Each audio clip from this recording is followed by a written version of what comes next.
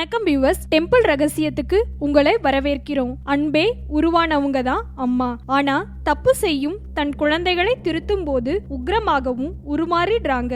இதே மாதிரிதான் கடவுள்களும். அமைதியான குணம் கொண்டவங்களுக்கு பெருமாளாகவும் ஜீசஸ் ஆகவும் அல்லாவாகவும் விளங்குற அவர் தவறியவர்களை திருத்தும் போது கோபஸ்வரூபியா ஐயனாராகவும் கருப்பசாமியாகவும் சுடலை மாடனாகவும் உருமாறிடுறாரு. இதுல திருநெல்வேலி, தூத்துக்குடி, கன்னியாகுமரி உள்ளிட்ட தென் மாவட்டங்கள்ல பரவலா வழிபடப்படும் தெய்வம்தான் சுடலை மாட சாமி. விநாயகர் முருகனுக்கு அப்புறம் பார்வதி பிள்ளை வரத்த வேண்டி சிவபெருமானிடம் வலியுறுத்த அவர் மறுக்க, இறுதியா சிவனின் நெற்றி சுடரிலிருந்து பார்வதியின் பிடிவாதத்திற்காக தோன்றியவர் தான் சுடலை மாட சாமி.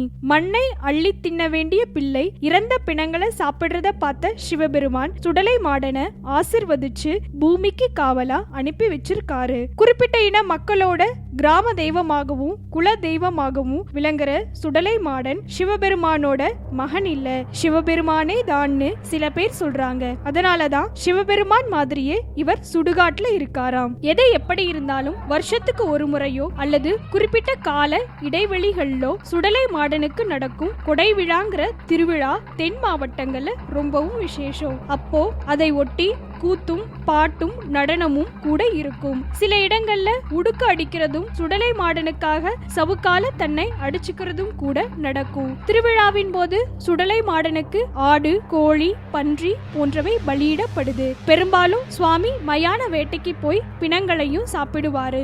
இதை எப்பவுமே தன்னை சுடலை மாடனா நினைச்சுக்கிற பிரதான பூசாரி தான் செய்வாரு. இதுவாவது பரவாயில்லை. சில மக்கள் நினைச்சது நடக்கணுங்கிறதுக்காக சுடலை மாடனுக்கு தன்னோட ரத்தத்தை பலியா தரன்னு வேண்டி இருப்பாங்க.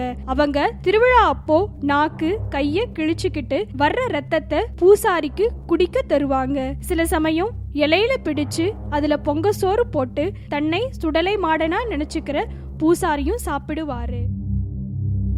ஆட்ட வெட்டின ரத்தத்தை அப்படியே குடிக்கிற பழக்கமும் பூசாரி கிட்ட சில இடங்கள்ல இருக்கு. நெல்லை சுடலை மாடன் கோவில்ல நடுராத்திரியில ஆட்டை வெட்டின ரத்த குளத்துல பூசாரி மூழ்கி எந்திரிச்சு மண்டையோட்டுல பிரசாதமும் சாப்பிடுவாரு. இந்த அபூர்வ திடுக்கிடும் சடங்குகள் தவிர திருவிழா நாளே வழக்கமா நடக்கிற பொங்கல் வைக்கிறதும் சாமி ஆடுறதும் பெரும் படையலும் அருள்வாக்கு சொல்றதும் பலவித கடைகளும் சுடலை மாடன் கொடை விழாவிலையும் இருக்கும். எங்கேயோ தூர கருவறையில இருக்கிற பணக்கார தெய்வங்களை விட கை தொட்டு வணங்கும் அளவுக்கு பெரும்பாலும் மேல் கூரை கூட இல்லாம இருக்கிற இந்த காவல் தெய்வங்கள் பயங்கர பயத்தை கொடுத்தாலும் அளவில்லாத நம்பிக்கையையும் பாதுகாப்பையும் அந்த மக்களுக்கு எப்பவும் வழங்கிட்டு தான் இருக்காங்க.